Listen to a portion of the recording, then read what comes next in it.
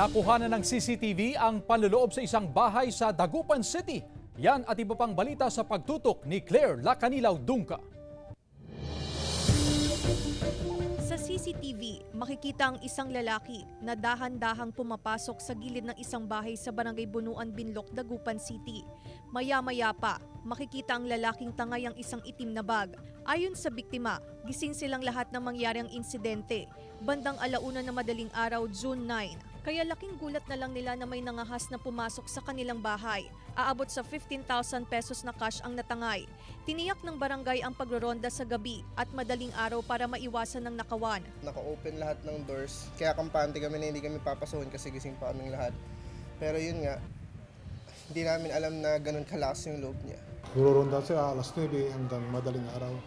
Yun lang ang mga ko sa mga barangay constituents namin.